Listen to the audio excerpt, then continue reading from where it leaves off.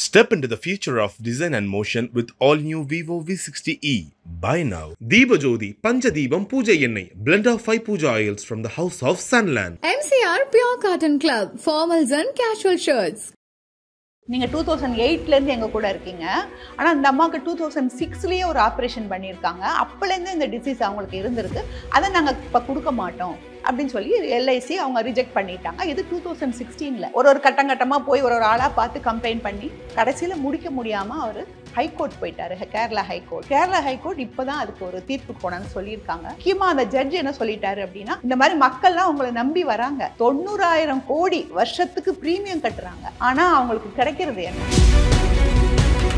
பொதுவாக என்ன நினைப்போம், எல்ஐசி எல்லாம் வந்து கவர்மெண்டோட ஆர்கனைசேஷன், அவங்கெல்லாம் இந்த மாதிரி லாபத்துக்காகலாம் ஒன்றும் நம்மளை இது பண்ண மாட்டாங்க. அந்த நம்பிக்கையில் தான் நம்ம எல்லாருமே இருக்கோம். பேங்க் ஆகட்டும், எல்ஐசி இன்சூரன்ஸ் ஆகட்டும், பொதுவாக ஒரு சாதாரண மக்களுக்கு ஒரு நம்பிக்கை கவர்மெண்ட் ஆர்கனைசேஷன்ஸ் மேலே இருக்கு. அப்போ எல்ஐசியே இந்த மாதிரி சொல்லிட்டாங்கன்றது ஒரு பெரிய பேரிடியா பார்க்கப்படுது. நிறைய பேர் என்ன நினைக்கிறாங்க அப்படின்னா, ஹெல்த் இன்சூரன்ஸ் பாலிசியும் லைஃப் இன்சூரன்ஸ் பாலிசியும் கொஞ்சம் கன்ஃபியூஸ் பண்ணிக்கிறாங்க. லைஃப் இன்சூரன்ஸ்ல ஒரு 30 டேஸ் வரைக்கும் உங்களுக்கு கிரேஸ் பீரியட் இருக்கு நீங்க ரினியூ பண்றதுக்கு. ஹெல்த் இன்சூரன்ஸுக்கு ஒரு டேட் போட்டிருக்காங்க அப்படின்னா, அன்னைக்கு டேட் 11:59க்கு உங்களுடைய பாலிசி ஓவர். இப்போ வந்து உள்ள போகும்போது எனக்கு ஒரு சுகர் இருக்குன்னு வச்சுக்கோங்க, எனக்கு ஒண்ணுமே இல்லை அப்படின்னு சொல்லிட்டு நான் உள்ள போகலாம். ஆனா ஒரு 3 இயர்ஸ் கழிச்சு எனக்கு ஒரு ப்ராப்ளம் வரும்போது பிளட் டெஸ்ட் பண்ணாங்கன்னா தெரிய போகுது எனக்கு சுகர் 5 இயர்ஸா இருந்தது அப்படின்னு. ஸோ அவங்க எளிதாக கண்டுபிடிச்சு நீங்க முந்தைய வந்திருக்கு, நீங்க சேரும் போது சொல்லலை அப்படின்னு சொல்லிட்டு நம்ம பண்ற கிளைம் எல்லாத்தையுமே ரிஜெக்ட் பண்ணிடுவாங்க. கேன்சர் அஃபெக்ட் ஆன ஆட்களுக்கு கூட இன்சூரன்ஸ் முந்தியெல்லாம் கொடுக்க மாட்டாங்க, இப்போ கொடுக்குறாங்க. பட் ஒரு 2 இயர்ஸ் அல்லது 4 இயர்ஸ் வெயிட்டிங் பீரியட்னு அவங்க மென்ஷன் பண்ணியிருப்பாங்க அந்த பாலிசியில். நம்ம அதை வெயிட்டிங் பீரியட் முடிஞ்சுதான் நம்ம ட்ரீட்மெண்ட்டுக்கு போகணும். நம்ம அதை புரிஞ்சுக்காம நான் கேன்சர் கவரேஜ் எடுத்திருக்கேன் நான் போறேன்னு போனா நம்மளுக்கு செட்டில் பண்ண மாட்டாங்க. நிறைய பேருக்கு அந்த வெயிட்டிங் கவரேஜ் அந்த கான்செப்டே தெரிஞ்சிருக்காது. நம்ம மக்களை யோசிச்சு பாருங்க, நடுத்தர மக்களாகட்டும் இல்ல கொஞ்சம் கஷ்டப்படுற மக்களாகட்டும், எவ்வளவு பேருக்கு எல்லாம் புரியும்னு நினைக்கிறீங்க? முதல்ல எல்லாமே இங்கிலீஷ்ல இருக்கு, அத்தனையும் வாசிச்சு புரியறது செட்டில இருக்கிற நம்மளுக்கே முடியாது. நம்ம எடுத்த உடனே ஆன்லைன்ல பார்த்துட்டு ஓகே சப்மிட் பட்டன் போட்டாச்சுன்னா முடிஞ்சிச்சு, அவ்வளவுதான், நம்மளுடைய இது முடிஞ்சிச்சு. ஸோ ஒன்று மாத்திரம் புரிஞ்சுக்கோங்க, அவங்க காமிக்கிற ப்ரோஷர் வேற, நம்மளுக்கு வரப்போற பாலிசி வேற. இப்போ ஸ்டாக் மார்க்கெட்ல சொல்லுவாங்க, நீங்க பணம் போடுறதா இருந்தால் நல்ல நிறுவனமான்னு பார்த்து போடுங்கம்பாங்க. அது வந்து இங்கேயும் 100% பொருந்தும். பிரைவேட்லயும் இருக்காங்க, கவர்மெண்ட்லயும் இருக்காங்க. இவங்களெல்லாம் நம்ம எப்படி கண்டுபிடிக்கிறதுன்னு கேட்டிங்கன்னா, insurance regulatory and development authority of India, இருடாய்னு போட்டிருக்கோம். அந்த இருடாய் சைட்ல போய் வெப்சைட்ல போய் நம்ம பார்க்கலாம். என்ன பார்க்கணும்னு கேட்டிங்கன்னா, இவங்களோட கிளைம் செட்டில்மெண்ட் ரேஷியோ என்ன. அது மாதிரி முக்கியமாக இன்னொரு பண்ண வேண்டிய ஒரு விஷயம் என்னன்னா, நம்ம வெளியே வந்து வித்தின் 30 டேஸ் நம்ம கிளைம் பண்ணிடணும். இல்ல அதுக்கு மேல போச்சு அப்படின்னா கிளைம் பண்ண முடியாது, பண்ணிடுவாங்க. ஒன் டே எக்ஸ்ட்ரான கூட ரிஜெக்ட் பண்ணிடுவாங்க வித்தின் 30 டேஸ். நம்ம வந்து நான் 10 லட்சம் ரூபாய்க்கு போட்டுக்கேன், 10 லட்சம் ரூபாய் கவரேஜ் இருக்குன்னு நம்ம நினைக்க முடியாது.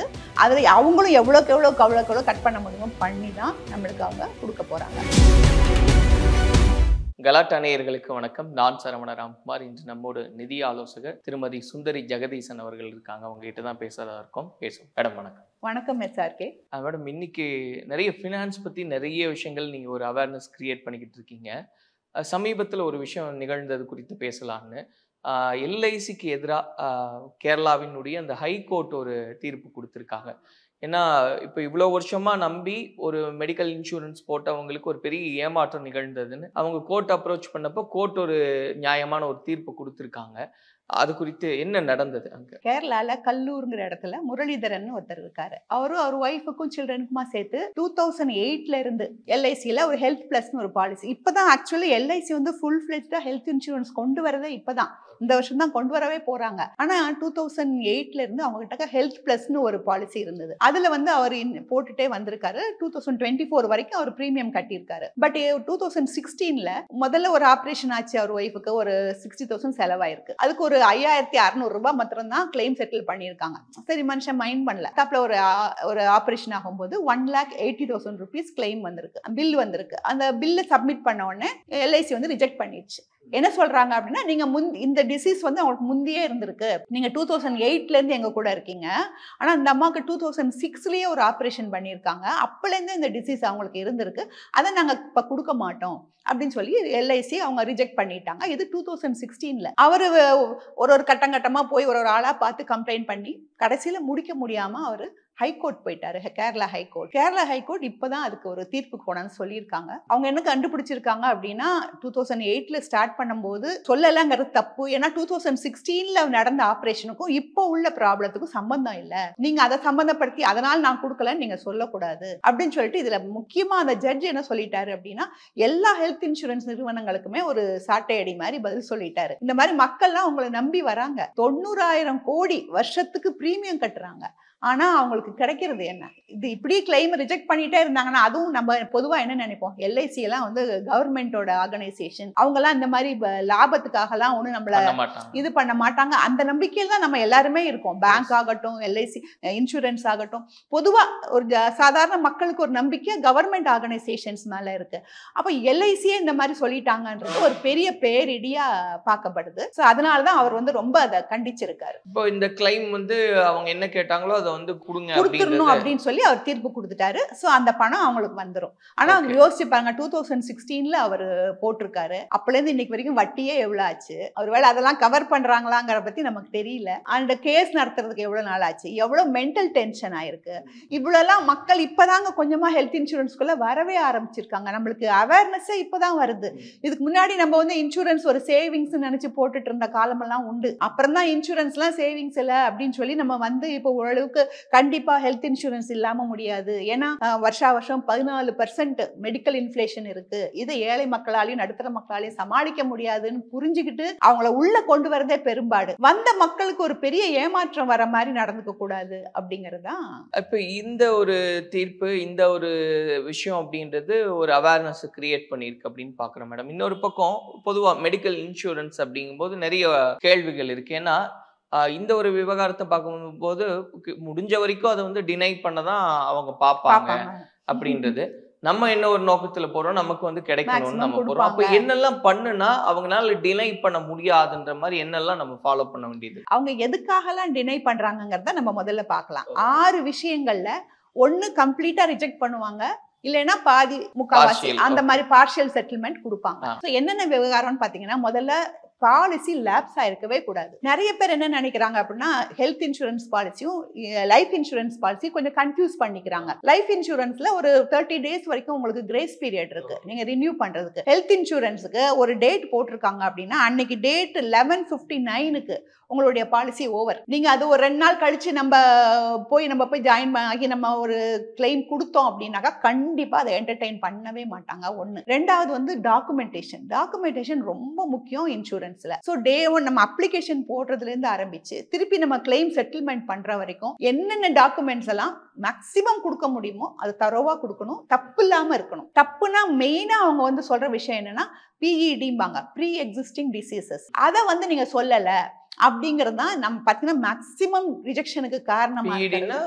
Pre existing disease. ஓகே, முன்கூட்டியே உங்களுக்கு அந்த டிசீஸ் இருந்துச்சுன்னா நம்ம உள்ள வரும்போதே சொல்லிடணும், எனக்கு இந்த டிசீஸ்லாம் இருக்கு அப்படின்னு நம்ம டிஸ்க்ளோஸ் பண்ணோம்னா அதுக்கு தகுந்த மாதிரி பிரீமியம் தான் ஜாஸ்தி பண்ணுவாங்க. இல்லைன்னா உங்களுக்கு இது கிடையாதுன்னு ஏதோ ஒண்ணு ஒரு கிளாஸ் போடுவாங்க. நம்ம சொல்லாம உள்ள வந்துட்டோம் அப்படின்னாக்கா அவங்க ஃபுல்லா ரிஜெக்ட் பண்ணிடுவாங்க. ஏன்னா ஈஸியா கண்டுபிடிச்சிடலாம். இப்போ வந்து உள்ள போகும்போது நம்ம எனக்கு ஒரு சுகர் இருக்குன்னு வச்சுக்கோங்க, எனக்கு ஒண்ணுமே இல்லை அப்படின்னு சொல்லிட்டு நான் உள்ள போலாம். ஆனா ஒரு 3 இயர்ஸ் கழிச்சு எனக்கு ஒரு ப்ராப்ளம் வரும்போது பிளட் டெஸ்ட் பண்ணாங்கன்னா தெரிய போகுது எனக்கு சுகர் 5 இயர்ஸா இருந்தது அப்படின்னு. சோ அவங்க எளிதா கண்டுபிடிச்சு நீங்க முந்தைய வந்திருக்கு, நீங்க சேரும் போது சொல்லல அப்படின்னு சொல்லிட்டு நம்ம பண்ற கிளைம் எல்லாத்தையுமே ரிஜெக்ட் பண்ணிடுவாங்க. சோ அந்த PEDல நம்ம ரொம்ப ரொம்ப ஜாக்கிரதையா இருக்கணும். இப்ப அமௌண்ட் வந்து 1,27,000 வந்திருக்கு, நீங்க பை மிஸ்டேக் 1,72,000 போட்டீங்கன்னு வச்சுக்கோங்க, உங்களோட கிளைம் ரிஜெக்ட் பண்ணிடுவாங்க. இனிஷியலா ரிஜெக்ட் பண்ணிடுவாங்க, அதுக்கப்புறம் நம்ம உட்காந்து அதை கரெக்ட் பண்ணி நம்ம அனுப்புறது இருக்கவே இருக்கு. பட் இனிஷியலா அது ரிஜெக்ட் ஆயிரும். அதெல்லாம் விட முக்கியமா நம்ம கவனிக்க வேண்டியது இன்னொன்னு என்ன அப்படின்னு பாத்தீங்கன்னா 3 விஷயம். ஒன்னு வந்து சப்லிமிட்னு சொல்லுவாங்க. ஒரு கேட்ராக்ட் சர்ஜரி இருக்குன்னு வச்சுக்கோங்க, நான் நினைச்சுப்பேன் நான் கேட்ராக்ட் சர்ஜரிக்கு கவர் எடுத்திருக்கேன், நான் சர்ஜரி பண்ணாக்கா எனக்கு முழு அமௌண்ட் அவங்க கொடுத்துருவாங்க அப்படின்னு நான் நினைச்சிட்டு போறேன். கேட்ராக்ட் சர்ஜரியில இருந்து 45,000 இருந்து 1,00,000 ரூபாய் வரைக்கும் சர்ஜரியோட அந்த உள்ள வைக்கிற லென்ஸை பொறுத்து சர்ஜரியோட காஸ்ட் காஸ்ட் சேஞ்ச் ஆகும். நான் வந்து ஒரு 1 lakh சர்ஜரி நான் பண்ணிடுறேன். ஆனா அந்த இதுல என்ன போட்டிருப்பாங்க அப்படின்னா 45,000 தான் லிமிட். யாருக்கா இருந்தாலும் உங்களுக்கு வந்து லிமிட் 45,000 ஒரு கம்பெனில சொல்லியிருப்பாங்க. நான் அதை கவனிச்சே இருக்க மாட்டேன். நான் இப்போ 1 lakhக்கு நான் ஆபரேஷன் பண்ணிட்டேனே, எனக்கு நீங்க கொடுக்கலையேன்னா ஒன்லி 45 தான் அவங்க செட்டில் பண்ணுவாங்க. அதே மாதிரி இன்னொன்று வந்து வெயிட்டிங் பீரியட்னு சொல்லலாம். அதாவது இப்போ வந்து ஒருத்தவங்களுக்கு கேன்சர் வந்து அஃபெக்ட் ஆயிருக்கு, இன்னைக்கு டேட்ல அதுக்கெல்லாம் கூட கொடுக்குறாங்க.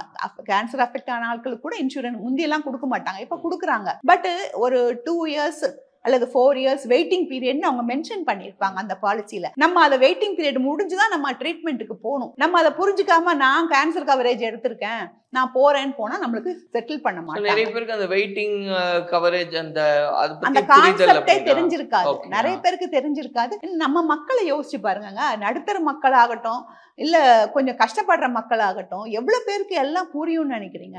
முதல்ல எல்லாமே இங்கிலீஷ்ல இருக்கு, அத்தனையும் வாசிச்சு புரியறது செட்டில இருக்கிற நம்மளுக்கே முடியாது. ரொம்ப சின்ன சின்ன எழுத்தாதான் இருக்கு, அது என்ன சொல்லி வச்ச மாதிரி கண்டிஷன்ஸ்னு வந்தாலே அந்த மியூச்சுவல் ஃபண்ட்ல சொல்லுவாங்க பாத்தீங்களா, மியூச்சுவல் ஃபண்ட் கட கட கட கட ஏதோ சொல்லுவாங்க, என்னதான் சொல்றாங்க அப்படின்ற மாதிரி இவங்க அதை சொல்லாம இந்த கண்டிஷன்ஸ் அப்ளை மட்டும் தான் புரியும், மத்த எதுவுமே புரியாது. ஆமா, இவங்க அப்படி வாயால சொல்லாம பொடி பொடி எழுத்தா போட்டு நம்மள ஃபெட்டப் ஆக வச்சிடறாங்க. சோ நம்ம வந்து அதனால தெரியாம தப்பு பண்றதுக்கு வாய்ப்பு இருக்கு. இன்னொன்னு வந்து இந்த ரூம் ரெண்ட் எல்லாம் ரொம்ப ரொம்ப முக்கியம். இப்ப நீங்க 3 லட்சம் ரூபாய்க்கு பாலிசி எடுத்தீங்கன்னா உங்களுக்கு 3000 ரூபாய்க்கு தான் ரூம் ரெண்ட் எலிஜிபிலிட்டி இருக்கு. சோ நான் எனக்கு 3000 ரூபாய் எலிஜிபிலிட்டி, நான் ஹாஸ்பிட்டல் போறேன், அங்க போனா எனக்கு இந்த 3000 ரூபாய் ரூம் பிடிக்கல, ஸோ நான் 5,000 ரூம் எடுக்கட்டுமா அப்படின்னு கேட்டால் எடுத்துக்கோங்கன்னு சொல்லுவாங்க. நான் என்ன கால்குலேட் பண்ணுவேன், இன்னொரு 3 days ஒரு நாளைக்கு 2000 ரூபாய் எக்ஸ்ட்ரா, 3 நாளைக்கு 6000 ரூபாய் எக்ஸ்ட்ரா நான் கையிலேருந்து போட்டுக்கிறேன், அவங்க மிச்செல்லாம் நம்ம இன்சூரன்ஸ் பார்த்துப்பாங்க அப்படின்னு நினச்சி நம்ம உள்ள போகிறோம். ஆனால் இந்த இடத்துல ஹாஸ்பிட்டல்ஸ் பண்ணுற வேலையெல்லாம் சொல்லி ஆகணும். அவங்கலாம் 1 கோடி ரூபாய்க்கு இட்லிக்கு பில்லு போட்டவங்க தானே இந்த ஹாஸ்பிட்டல் எல்லாம். ஸோ இது மாதிரி நிறைய அவங்க கைவரிசையை அவங்க காமிப்பாங்க. ஒரு 3000 ரூபாய் ரூமுக்கும் 5000 ரூபாய் ரூமுக்கும் அந்த ஏசி இல்லைன்னா கொஞ்சம் இடம் அவ்வளோதான் வித்தியாசமே தவிர அதே டாக்டர் தான் வருவாரு, அதே நர்ஸ் தான் ட்ரீட் பண்ணுவாங்க, அதே மெடிசின்ஸ் தான் கொடுக்க போறாங்க. ஆனா சார்ஜ் டபுளா இருக்கு. நம்மளுக்கு அது புரியாது. அது போகும்போது என்ன 6000 ரூபாய் கழிச்சு மீதி எல்லாம் ஏன் இன்சூரன்ஸ் கம்பெனி கொடுக்கல நம்ம நினைப்போம். ஆனா இதுக்கெல்லாம் சார்ஜஸ் டபுளா இருக்கும், அதெல்லாம் நம்ம தான் பேர் பண்ணி ஆகணும். ஸோ இந்த மாதிரி சில அவேர்னஸ் எல்லாம் இருந்தாக்கா நம்மளுக்கு கம்ப்ளீட் ரிஜெக்ஷனோ இல்லைன்னா பார்ஷியல் ரிஜெக்ஷனோ வர்றதுக்கு வாய்ப்பு இல்லை. ஸோ இந்த விஷயம்லாம் வந்து நம்ம கேர்ஃபுல்லா ஹேண்டில் பண்ணும்போது இது பிரச்சனை வராது அப்படின்னு. இப்போ நிறைய பேர் வந்து இண்டிவிஜுவலா எடுத்துக்கிறது பெட்டர் ஆப்ஷனா இல்ல ஒரு ஃபேமிலி கவர் அப்படின்றது கரெக்டா இப்படின்ற மாதிரி நிறைய கன்ஃபியூஷன்ஸ் இருக்கு இல்லையா? சோ உங்களுடைய அட்வைஸ் அப்படின்றது என்ன? பாத்தீங்கன்னா இண்டிவிஜுவல் வெர்சஸ் ஃபேமிலின்னு பாத்தீங்கன்னா நான் வந்து ஃபேமிலி ஃப்ளோட்டர் தான் சஜஸ்ட் பண்ணுவேன். ஏன்னாக்கா ஃபர்ஸ்ட் ஆஃப் ஆல் ஒரு இண்டிவிஜுவலா ஒருத்தருக்கும் எடுக்கும்போது அவங்களுக்கான அந்த டோட்டல் பார்த்தீங்கன்னா ஃபேமிலி ஃப்ளோட்டரை விட அதிகமாக இருக்கும். ஒரு 4 பேர் 5 பேருக்கு எடுக்கும்போது ஒரு ப்ரீமியமும் டோட்டல் பண்ணி பார்த்தோம்னா ஃபேமிலி ஃப்ளோட்டருக்கு வரக்கூடிய ப்ரீமியமை விட அதிகமாக இருக்கும். ஸோ இந்த 5 பேரையும் ஒரே பாலிசியில் கவர் பண்ணிட்டு போகலாமே, அதனால அது ஒரு வசதி, நம்மளுக்கு பைசா குறையும். ரெண்டாவது வந்து கை நிறைய 5 பாலிசியை வச்சுட்டு எது என்னைக்கு மெச்சூர் ஆகுது எது என்னைக்கு லேப்ஸ் ஆகுது என்னைக்கு எதுக்கு பணம் கட்டணும் இந்த கன்ஃபியூஷனே வேண்டாம். ஃபேமிலி ஃப்ளோட்டரில் எல்லாமே கவர் ஆகிடும். என்ன அப்படின்னு பார்த்தீங்கன்னா இப்போ ஒருத்தர் இருக்காரு, அவர் அன்மேரிட் பர்சன், அவங்க அப்பா அம்மா இருக்காங்க அப்படின்னா அவர் தனக்கு இண்டிவிஜுவலாக ஒன்று எடுத்துக்கலாம். அப்பா அம்மாவுக்கு அவங்க வயசுக்கு தகுந்த மாதிரி வேற ஒரு ஹெல்த் இன்சூரன்ஸ் எடுக்கலாம். இல்லை ஒரு ஃபேமிலி ஹஸ்பண்ட் ஒய்ஃப் சில்ட்ரன் இருக்காங்க அப்படின்னா அவங்க மொத்தமாக அந்த ஃபேமிலிக்கே ஃபேமிலி ஃப்ளோட்டர் எடுக்கிறது ரொம்ப நல்லது. இப்போ ஒரு அட்வைசஸ் ஏன்னா இன்னைக்கு நம்ம எல்லாத்துக்குமே இப்போ நிறைய வீடியோஸ் இருக்கு, அதனால நம்ம ஓகே வெறுமனே அந்த பிளான்ஸ் பேரை மட்டுமே பார்த்துட்டு கூட நம்ம போயிடும். அப்போ ஒரு எக்ஸ்பர்ட்ஸோடைய ஒப்பீனியன் தேவைப்படுதா இந்த விஷயத்தை பொறுத்த வரைக்கும்? இல்ல நிறைய இந்த முகவர்கள்லாம் இருக்காங்க இல்லையா, ஏஜென்ட்ஸ் இருக்காங்க இடையில, அவங்க எக்ஸாசரேட் பண்றாங்கன்றதெல்லாம் சொல்றாங்க. ஸோ உங்களுடைய அட்வைஸ் அப்படின்றது எப்படி? என்ன நம்ம பொடி எழுத்துல எப்ப படிச்சு எப்ப தெரிஞ்சுக்கிட்டு எப்ப இன்சூரன்ஸ் எடுக்கிறது? உங்களுடைய அட்வைஸ் என்ன பண்ணா நம்ம எடுக்கலாம்? முதல்ல எடுக்கணும்னு நான் முடிவு பண்ணிட்டேன், என்ன பண்ணணும்? முதல்ல 4-5 பேர்கிட்ட விசாரிக்கிறோம். நம்மளுடைய மக்கள் இருப்பாங்க இல்லையா, நம்மளுக்கு தெரிஞ்ச வட்டாரங்கள்ல நம்பக்கூடிய இதுல எல்லாம் கொஞ்சம் இன்ட்ரெஸ்ட், எல்லாருக்கும் இதுல எல்லாம் இன்ட்ரெஸ்ட் இருக்காது. ஒருத்தர் 2 பேர் இதுல இன்ட்ரெஸ்டடா இருப்பாங்க. அவங்க வந்து என்ன மாதிரி எடுத்திருக்காங்க, அவங்க ஏன் அதை எடுத்தாங்க, அந்த மாதிரி முதல்ல ஒரு டிஸ்கஷனுக்குள்ள போயிடணும். நம்ம எடுத்த உடனே ஆன்லைன்ல பார்த்துட்டு ஓகே சப்மிட் பட்டன் போட்டாச்சுன்னா முடிஞ்சிச்சு, அவ்வளவுதான், நம்மளுடைய இது முடிஞ்சிச்சு. ஸோ ஒண்ணு மாத்திரம் புரிஞ்சுக்கோங்க, அவங்க காமிக்கிற ப்ரோஷர் வேற, நம்மளுக்கு வரப்போற பாலிசி வேற. ப்ரோஷர்ல அத்தனை விஷயம் இருக்கும், ஆனா நம்ம பாலிசி பாலிசியில அத்தனையும் இருக்குமான்னு சொல்ல முடியாது. நம்ம கட்டுற பிரீமியமை பொறுத்து, நம்ம சூஸ் பண்ணிருக்க திட்டத்தை பொறுத்து தான் நம்மளுக்கு பாலிசி வரும். ஸோ அதை பார்த்துட்டு இதை டிசைட் பண்ண இது வந்துரும் நம்ம நம்பக்கூடாது. ஸோ அது ஒண்ணு. ரெண்டாவது வந்து பாத்தீங்கன்னா, முதல்ல நம்ம கவலைப்பட வேண்டியது அந்த இன்சூரன்ஸ் அந்த நிறுவனத்தை பத்தி. இப்ப ஸ்டாக் மார்க்கெட்ல சொல்லுவாங்க, நீங்க பணம் போடுறதா இருந்தா நல்ல நிறுவனமான்னு பார்த்து போடுங்கம்பாங்க. அது வந்து இங்கேயும் 100% பொருந்தும். இந்த நிறுவனங்கள் பிரைவேட்லயும் இருக்காங்க, கவர்மெண்ட்லயும் இருக்காங்க. இவங்களெல்லாம் நம்ம எப்படி கண்டுபிடிக்கிறதுன்னு கேட்டீங்கன்னா, insurance regulatory and development authority of India, IRDAI போட்டிருக்கோம். அந்த IRDAI சைட்ல போய், வெப்சைட்ல போய் நம்ம பார்க்கலாம். என்ன பார்க்கணும்னு கேட்டீங்கன்னா, இவங்களோட கிளைம் செட்டில்மெண்ட் ரேஷியோ என்ன. ஃபார் எக்ஸாம்பிள், அவங்க 100 கிளைம் அவங்களுக்கு வந்துச்சு அப்படின்னா அதுல எத்தனை கிளைம் அவங்க செட்டில் பண்ணியிருக்காங்க. அவங்களோட ஓன் வெப்சைட்ல எக்கச்சக்கம் போடுவாங்க. அந்த கம்பெனிஸ் எல்லாம் நாங்க 85 செட் பண்ணி, பொதுவா 85 90 எல்லாம் ஈஸியா சொல்லுவாங்க. 90% நாங்க செட்டில் பண்ணியிருப்பாங்க, போய் சொல்ல மாட்டாங்க. ஆனா என்னன்னா, நீங்க 1 லட்சம் ரூபாய் கேட்ட இடத்துல 4000 ரூபாய் கொடுத்துருப்பாங்க. அதுவும் செட்டில்மெண்ட் தானே, செட்டில்மெண்ட் முடிஞ்சு போச்சு. ஸோ அவங்க கணக்குக்கு நான் செட்டில் பண்ணிட்டேன் அப்படின்னு. அப்ப அதுல இன்னொன்னு பார்க்கணும், நம்ம எவ்வளவு கிளைம் செட்டில்மெண்ட் அமௌண்ட் கேட்டிருக்காங்க, இவங்க எவ்வளவு செட்டில் பண்ணியிருக்காங்க அப்படிங்கறதையும் நம்ம அதுல தெரிஞ்சுக்க முடியும். ஒரு கம்பெனிக்கு அவங்க தனித்தனியா போட்டிருப்பாங்க. இன்னொன்னு இன்கர்ட் கிளைம் ரேஷியோ அப்படிம்பாங்க. இது என்னதுன்னு கேட்டீங்கன்னா, ஒரு கம்பெனிக்கு 100 ரூபாய் வருமானம் வருது. அந்த 100 ரூபாயில அவங்க எவ்வளவு ரூபாய் திருப்பி மக்களுக்கு கிளைமா கொடுக்குறாங்க அப்படிங்கிறது தான் இன்கர்ட் கிளைம் ரேஷியோ. ஆவரேஜா பாத்தீங்கன்னா 83-84 ருபீஸ் திருப்பி கொடுத்துட்றாங்க கம்பெனிஸ். இப்போ அப்போ வேணும்ல, அவங்களுக்கு ஒரு 15 ருபீஸ் இருந்தாதான் அவங்க கம்பெனியை ரன் பண்ணி ப்ராஃபிட்டும் எடுக்க முடியும். ஸோ அது ஒரு நியாயமான விஷயம், நம்ம எடுத்துக்கலாம். நீங்க அந்த சைட்ல போய் பாத்தீங்கன்னா, நான் கம்பெனி பேர் சொல்ல விரும்பல, 2-3 கம்பெனிஸ், பிரைவேட் கம்பெனிஸ் 65%, 63% அவ்வளவுதான் திருப்பி கொடுக்குறாங்க. மீதி 35% அவங்க வச்சுக்கிறாங்க ப்ராஃபிட். ஸோ நம்ம அந்த கம்பெனி எல்லாம் அவங்க ப்ராஃபிட் தான் அவங்க முக்கியமா பாக்குறாங்க, நம்மளுக்கு அவங்க உதவி பண்ண போறது இல்லை. ஸோ இந்த மாதிரி கம்பெனிஸ்லாம் நம்ம டோட்டலா அவாய்ட் பண்ணணும். அதே மாதிரி நம்ம வந்து இன்னொன்னு என்னன்னா, அந்த டாக்குமெண்ட்ஸை நல்லா படிச்சு பார்க்கணும். நம்ம முதல்ல உள்ள ஆஃபர் டாக்குமெண்ட்டே ஆகட்டும், இல்லை நம்மளுக்கு திரும்பி ஒரு பாலிசி நம்ம எடுத்து வரும் பாத்தீங்களா, அந்த பாலிசியை நம்ம படிக்கணும். முதல்ல சொன்ன மாதிரி எனக்கு எல்லாத்துக்கும் கவரேஜ் இருக்கு சார். ஒருத்தர் அன்னைக்கு சொல்லிட்டு இருந்தாரு, அவர் ஒய்ஃபுக்கு டெலிவரிக்கு கவரேஜ் எடுத்திருந்தாரு. ஸோ அவர் எல்லாத்தையும் டெலிவரி பத்திலாம் எனக்கு கவலையே இல்லப்பா, இன்சூரன்ஸ் எடுத்திருக்கேன் பார்த்துப்பாங்க அப்படின்னு. கடைசியில் என்ன ஆச்சு, அவர் 2 லட்சம் ரூபாய் டெலிவரிக்கு சார்ஜஸ் ஆச்சு. 75,000 கொடுத்தாங்க கம்பெனில. அப்புறம் தான் அதுல போட்டிருக்கு சப்லிமிட் 75,000. அவர் அதை கவனிக்கவே இல்லை. ஸோ இந்த மாதிரி சப்லிமிட், வெயிட்டிங் பீரியடு, இப்ப சொன்னோம் இல்லையா, அந்த மாதிரி இந்த எக்ஸ்க்ளூஷன்ஸ், சில எக்ஸ்க்ளூஷன்ஸ் பார்த்தீங்கன்னா ரொம்ப ரொம்ப சின்ன விஷயமா தெரியும், பட் அது டோட்டல் வரும்போது ரொம்ப ஹெவியா வந்துடும். ஃபார் எக்ஸாம்பிள், இந்த நான் மெடிக்கல் டிவைசஸ்னு போட்டிருப்பாங்க, கிளவுஸ், மாஸ்க், அந்த மாதிரி எல்லாம் விஷயங்கள்லாம் இருக்கும். அதெல்லாம் நாங்க கொடுக்க மாட்டோம் அப்படின்னு போட்டிருப்பாங்க. நியாயம்தான். நம்ம என்ன நினைப்போம், ஒரு கிளவுஸுக்கும் ஒரு மாஸ்க்குக்கும் எவ்வளவு வரப்போகுதுன்னு நினைப்போம். பட் அது வந்து சேரும் 10,000 15,000 சொல்லிட்டு அதெல்லாம் நிச்சயமா கம்பெனிஸ் கொடுக்க மாட்டாங்க. ஸோ நம்ம வந்து அதை புரிஞ்சுக்கணும். அதெல்லாம் நம்மளுடைய எதிர்பார்ப்பையே நம்ம முதல்ல செட்டில் பண்ணிக்கணும். நம்ம வந்து நான் 10 லட்சம் ரூபாய்க்கு போட்டிருக்கேன், 10 லட்சம் ரூபாய்க்கு கவரேஜ் இருக்குன்னு நம்ம நினைக்க முடியாது. அதில் அவங்களும் எவ்வளோக்கு எவ்வளோ கட் பண்ண முடியுமோ பண்ணி தான் நம்மளுக்கு அவங்க கொடுக்க போறாங்க. அது ஒன்று பார்க்கணும். ரெண்டாவது, நம்ம ஏஜென்ட் மூலமா போறதுல நிறைய வசதிகளும் இருக்கு, கஷ்டங்களும் இருக்கு. வசதி என்னன்னா, நம்ம வந்து இப்போ ஆன்லைன்ல போனா ஒரு முகம் தெரியாத விஷயமா இருக்கும். ஏதோ ஒரு ப்ராப்ளம்னா யாரை கேட்கறது, பதில் நம்மளுக்கு ஒழுங்கா வருது, அந்த மாதிரிலாம் நிறைய பிரச்சனை இருக்கும். இங்க அப்படி இல்லை, ஏஜென்ட் இருக்காரு, நம்ம ஒரு ஃபோன் பண்ணா அவர் கண்டிப்பா நம்மளுக்காக ஹெல்ப் பண்ணுவாரு. ஸோ ஏஜென்ட் இருக்கிறது ரொம்ப வசதி, எக்ஸ்பிளைன் பண்ணுவாங்க. பட் சில ஏஜென்ட்ஸ் வந்து அவங்களோட ஓன் இன்ட்ரெஸ்ட்ல இது பண்றாங்க. அதுதான், ஏன்னா அந்த ஏஜென்ட் வந்து உடனே எடுக்க வைக்கிறதுக்காக, அவங்களுக்கு கவுண்ட் ஏறதுக்காக ஏதோ ஒண்ணு கவர்ச்சியா சொல்லிடுறாங்க. ஈவன் அது கம்பெனியோட பாலிசிலேயே இல்லைன்றதால சொல்றாங்க. கரெக்ட். சோ இப்போ அவங்க எனக்கே ஒருத்தர் தெரியும், அவர் வந்து இதெல்லாம் ஏன் டிஸ்க்ளோஸ் பண்றீங்க, இதெல்லாம் ஒரு விஷயமே கிடையாது, நீங்க அதை டிஸ்க்ளோஸ் பண்ணீங்கன்னா உங்களுக்கு பிரீமியம் அதிகமாகும், நீங்க போய் பிரீமியம் அதிகமா கட்ட போறீங்க, இதெல்லாம் விட்டுருங்க பரவாயில்ல அப்படின்ருவாங்க. நம்மளுக்கு ஃப்ரெண்ட்ஸும் இருப்பாங்க சில பேர். அவங்க இந்த ஏறக்குறைய இந்த வடிவேலு பார்த்திபன் காமெடி வரும் பார்த்தீங்களா, அவர் பஸ்ல டிக்கெட்டை வாங்க மாட்டாரு. நான் துபாயில இருந்து டிக்கெட் வாங்காம தான்டா வந்தேன், நீ ஏன்டா பஸ்ஸுக்கு டிக்கெட் வாங்கிட்டு இருக்க அப்படிம்பாரு. அவரும் அப்படியான்னு சொல்லி டிக்கெட் வாங்காம வந்து நல்லா அடி வாங்குவாரு. அது மாதிரி இவங்க வந்து இதெல்லாம் ஒரு ப்ரீ எக்ஸிஸ்டிங் டிசீஸா, இன்னைக்கு தலை சுத்துதா, நாளைக்கு சரியா போயிடும், இதை போய் நீ ஏன் டிஸ்க்ளோஸ் பண்றாங்க. அது ஒரு பெரிய பிபியா இருக்கும், அது ஒரு பெரிய சுகர் ப்ராப்ளமா இருக்கலாம். பட் நம்ம டிஸ்க்ளோஸ் பண்ணாம போனோம்னா நம்ம கண்டிப்பா இது பண்ணுவோம். ஸோ நம்மளுடைய ஏஜென்ட் அந்த மாதிரிலாம் நம்மளை என்கரேஜ் பண்ணாலும் நம்ம வந்து அதை ஒத்துக்க கூடாது. அப்போ நம்ம வந்து ஒரு மெடிக்கல் இன்சூரன்ஸ் எடுக்க போறோன்றதுக்கு முன்னாடி ஒரு மெடிக்கல் டெஸ்ட் எடுத்துக்கிறது பெட்டர் அப்படின்றதா மேம்? ஏன்னா அது ஆல்ரெடி இருந்திருக்கு, அப்படின்னு சொல்ல வரும்போது இன்கேஸ் நமக்கு அப்பதான் தெரியுதுன்னே கூட வச்சுக்கலாம். ஆமா. ஆனா அவங்க வந்து இப்ப அனலைஸ் பண்ணிட்டு இல்ல உங்களுக்கு ஆல்ரெடி இருந்திருக்குன்னு சொல்றத அந்த skip இதை பண்றது அவாய்ட் better. பண்றதுக்கு ஆக்சுவலி பாத்தீங்கன்னா முந்தி எனக்கு இப்ப எக்ஸாக்டா தெரியல எவ்வளவு அமௌண்ட்டுக்கு மேல போனா அவங்க மெடிக்கல் டெஸ்ட் எடுப்பாங்க. சில Okay. வயசு இருக்கும், இந்த வயசுக்கு மேல போனா கண்டிப்பா மெடிக்கல் டெஸ்ட் எடுத்து தான் உள்ள விடுவாங்க. அந்த மாதிரி இவ்வளவு அமௌண்ட்னு இருக்கும், அந்த அமௌண்ட்டுக்கு மேலேயும் மெடிக்கல் டெஸ்ட் எடுத்து தான் உள்ள விடுவாங்க. அதை விட கம்மியா இருக்கிறவங்க இல்ல உங்களுக்கு டெஸ்ட்லாம் தேவையில்லைன்னு அவங்க சொன்னாங்கன்னா நம்ம ஒரு ஒரு தற்காப்புக்கு ஒரு டெஸ்ட் எடுத்து வச்சுக்கிறது நீங்க சொல்ற மாதிரி ரொம்ப நல்ல விஷயம். ஸோ ஃபைனலா மேம் நீங்க ஏற்கனவே சொன்னீங்க ஒரு இந்த ஹெல்த் இன்சூரன்ஸ் வேற லைஃப் இன்சூரன்ஸ் வேற, அதுல ஒரு நாள் கூட கிரேஸ் பீரியட் அப்படின்றது கிடையாது. கிடையாது, ஹெல்த் இன்சூரன்ஸ்க்கு கிடையாது. Okay. Health insurance, mediclaim, motor insurance இது மூணுத்துக்குமே அன்னையோட ஓவர் 11:59 ஓவர்.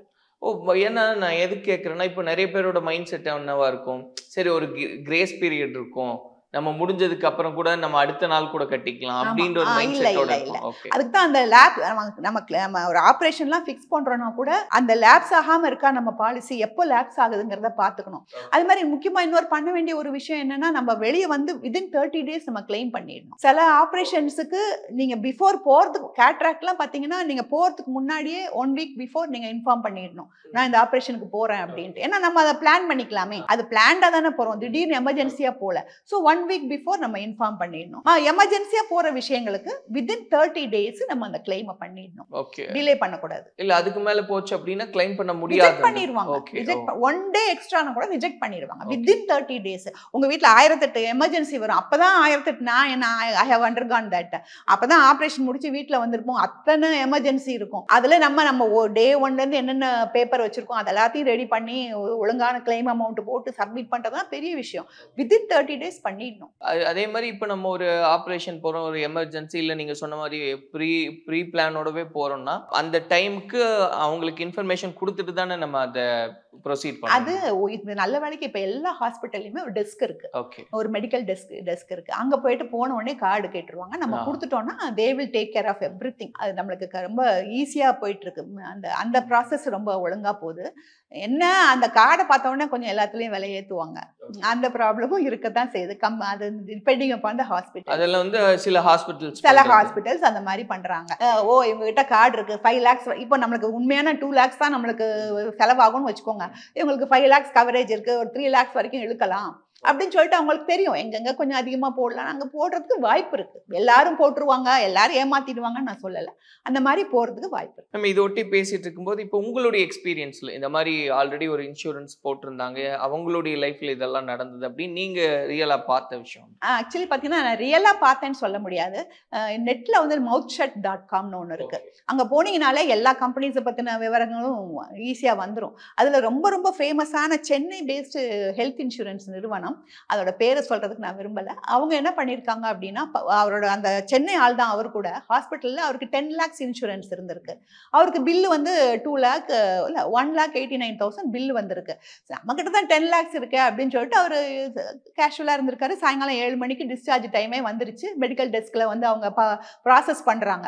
அப்போ அவருக்கு வந்து 1,26,000 செட்டில் ஆகி வருது, 1,27,000. உடனே அப்போ அந்த டெஸ்க்ல உள்ளவர் சொல்றாரு, இல்ல தப்பா இருக்கும், ஒருவேளை நாம மறுபடி கிளைம் பண்ணலாம், 172 அவங்க 127 தெரியாம போட்டிருப்பாங்கன்னு சொல்லிட்டு மறுபடி கிளைம் பண்றாங்க. மறுபடி கிளைம் பண்ணா அந்த இன்சூரன்ஸ் கம்பெனி என்ன சொல்லுது, உனக்கு வந்து 127 கிடையாது, 76,000 தான் உனக்கு எலிஜிபிலிட்டி, நாங்க 76,000 தான் கொடுப்போம்னு சொல்லிட்டு அவ்வளவு மாத்திரம் அனுப்பிச்சு வைக்குது. மீதி 1 lakh and ராத்திரி 11 மணிக்கு அந்த மனுஷன் பாவம் அலைஞ்சு திரிஞ்சு அதை அரேஞ்ச் பண்ணி கொடுத்துட்டு வெளியே வந்து விடாம ஃபாலோ அப் பண்றாரு. விடாம ஃபாலோ அப் பண்ணி அந்த கம்பெனியை கேட்டா அவங்க என்ன சொல்றாங்க, நாங்க எக்ஸ்ட்ராவா 14,000 உனக்கு கொடுத்துட்டோம், நீ ரொம்ப ஓவரா கேட்டுட்டு இருந்தேன்னா அதையும் எங்கள்கிட்ட கொடுக்கணும் நீங்க அப்படின்னு மிரட்டுறாங்களாம். இதெல்லாம் நம்ம நெட்ல போட்டிருக்கு. அதெல்லாம் லிமிட் 10 lakhs. அவங்க தான் நிறைய ரீசன் வச்சிருப்பாங்களே ரிஜெக்ட் பண்றதுக்கு, இதுல கூட போட்டுட்டீங்க, அதுல கேட்க கூடாது, இப்படி நிறைய வச்சிருப்பாங்க இல்லையா. சோ அவங்க சைட்ல அவங்க சில ரீசன்ஸ் வச்சிருப்பாங்க. பட் இது ஒரு கேஸ் நான் பார்த்தேன். இன்னொன்னு என்னன்னா, ஒரு லேடி அவங்களுக்கு வந்து ஹெர்னியா சர்ஜரி ஆயிருக்கு, அவங்க வந்து ஒரு 2,80,000 rupees கிளைம் பண்ணியிருக்காங்க. அப்ப மறுபடியும் இந்த மாதிரி தான் இன்சூரன்ஸ் நிறுவனம் வந்து ரிஜெக்ட் பண்ணிடுச்சு. அவங்க வந்து ஓம்பட்ஸ்மேன் போயிட்டாங்க. ஓம்பட்ஸ்மேன்ல போய் அவங்க கிளைம் பண்ணும்போது என்ன சொல்லிட்டாங்க, என்ன வந்திருக்கு அப்படின்னா, இவங்களுக்கு ஹெர்னியான் முதலே இவங்களுக்கு வந்து ப்ரீ எக்ஸிஸ்டிங் டிசீஸ் அவங்க சொல்லலைன்னு சொல்லி நிறுவனம் சொல்லுது. இவங்க வந்து ப்ரப்போசல் ஃபார்ம்ல மென்ஷன் பண்ணியிருக்காங்க. ஆனா இவங்க டெலி மெடிக்கேஷன் அது பேசும்போது அவங்க வெரிஃபிகேஷன் சொல்லுவோம், டெலி வெரிஃபிகேஷன் ஒன்று வரும். அப்ப பேசும்போது 2 பேருமே அதை மென்ஷன் பண்ணல, இவங்களும் மென்ஷன் பண்ணல, அவங்களும் மென்ஷன் பண்ணல. ஆனா ப்ரப்போசல் ஃபார்ம்ல எழுதியிருக்காங்க. ஸோ அதனால வந்து நிறுவனத்துக்கு கண்டிப்பா நீங்க 2,80,000 அவங்களுக்கு பே பண்ணணும் அப்படின்னு சொல்லி அவங்களுக்கு வந்து பே பண்ண வச்சுட்டாங்க. இப்போ நம்ம ஒரு இன்சூரன்ஸ் எடுக்கிறதுக்கு முன்னாடி மேபி நம்ம என்ன உண்டோ அதை ப்ராப்பரா சொல்றதுன்றது ரொம்ப ரொம்ப முக்கியம். அதே மாதிரி இன்னொன்னு, சரி இன்சூரன்ஸ் கிளைம் வரல அப்படியே விட்டுறக்கூடாது. நம்ம வந்து நம்மளுடைய கையாலாகத்தனம் தான். ஒரு சிலர் நீங்க சொன்ன மாதிரி ட்ரை பண்ணோம் கிடைக்கல, சரி ஓகே அப்படிங்கற மைண்ட் செட். வேற வழி இல்லங்க, ஒரு கடனை வாங்கி கட்டிட்டு வெளியே வராங்க. புரிஞ்சு, கடனை எவ்வளவு பேர் தெரியுமா தங்கத்தை அடகு வச்சு கட்டிட்டு வெளியே வராங்க. அதெல்லாம் ரொம்ப இது. அப்போ வந்து நம்ம ஆனா இதை விடாம, ஆமா கஷ்டம் தான், இம்மிடியட்டா கட்டிட்டு வெளியே வந்து விட்டுறக்கூடாது, ஃபாலோ பண்ணல. நிறைய ஃபாரம்ஸ் இருக்குங்க. முதல்ல அந்த கிரீவன்ஸ் ரெட்ரஸல் ஆஃபீஸர்னு ஒருத்தர் அவங்க வெப்சைட்லயே இருப்பாங்க, அந்த கம்பெனியோட வெப்சைட்லயே இருக்கும். அந்த இமெயில் ஐடியை பார்த்து அவங்களுக்கு கம்ப்ளைண்ட் பண்ணலாம். அது விட்டாக்கா நம்ம அடுத்த விடுறது IRDAI, insurance regulatory and development authority of India, அவங்களோட வெப்சைட்ல போய் கம்ப்ளைண்ட் பண்ணலாம். அதுவும் விட்டாக்கா ஓம்பட்ஸ்மேன்ல கம்ப்ளைண்ட் பண்ணலாம். இல்லைன்னா இப்ப நம்ம பார்த்த மாதிரி ஹைகோர்ட்ல கம்ப்ளைண்ட் பண்றாங்க, இல்லைன்னா இந்த கன்சியூமர் கோர்ட்ல கம்ப்ளைண்ட் பண்றாங்க. இப்படி கம்ப்ளைண்ட் பண்ணி சில பேருக்கெல்லாம் பார்த்தீங்கன்னா இந்த அமௌண்ட் மாத்திரம் இல்லாம அவங்க இந்த கேஸுக்கு எவ்வளவு ஸ்பெண்ட் பண்ணாங்க அந்த அமௌண்ட்டையும் கொடுக்க சொல்றாங்க. அது தவிர இந்த எனக்கு மென்டல் டார்ச்சர் ஆயிடுச்சு அதுக்காகவும் நீங்க பணம் கொடுக்கும், அதெல்லாம் கிளைம் பண்ணி வாங்க முடியும். நம்ம மக்கள் வந்து வேற, ஆனா அவங்கள சொல்லி குத்தம் இல்லைங்க, டே டு டே ஓடிட்டு அவங்களுக்கு அவங்கவுங்க பொழைப்பை பார்க்கறதே பெரிய வேலையா இருக்கு. இந்த இன்சூரன்ஸ் கம்பெனிஸ் பின்னால எல்லாம் போறதுக்கு யாருக்கு டைம் இருக்கு, யாரால முடியுது? பட் அதை நம்பி தானே நம்ம கட்டுறோம் இல்லையா மேடம்? அப்போ நம்ம ஃபைட் பண்ணணும். நியாயமா நான் கட்டியிருக்கேன், நியாயமான ஒரு விஷயத்தை கேட்கிறேன், அதை டினை பண்றீங்கன்னா நான் ஃபைட் பண்ணேன். அதுக்குதான் வள்ளுவர் சொன்னதுதான் நம்ம இன்னைக்கும் ஞாபகம் வைக்க வேண்டியிருக்கு. எண்ணியது எண்ணியாங்கு எய்துவர் எண்ணியர் திண்ணியராக பெறின். உங்களுக்கு தைரியம், உங்களுக்கு தாக்கத்து, உங்களுக்கு ஒரு ஃபோர்ஸ், உங்களுக்கு ஒரு ஸ்பிரிட் இருந்தாக்கா நீங்க நினைச்ச மாதிரி அமௌண்ட்டை நீங்க வாங்க முடியும். So everything depends upon us அப்படின்றாங்க. பார்க்கலாம் அது எவ்வளவு தூரம் உண்மைன்னு தெரியல. ரொம்ப நன்றி மேடம். ஏன்னா இது சம்பந்தமா நிறைய பேருக்கு நிறைய குழப்பங்கள் இருந்தது, கட்டாயமா ஒரு பெரிய புரிதலை இது உண்டு செய்யும் அப்படின்றத நம்புறேன். Thank you. Step into the future of design and motion with all new Vivo V60e. Buy now. Deebajodi Panchadibam Puja Ennai, blend of 5 puja oils from the House of Sunland. MCR Pure Cotton Club, formals and casual shirts.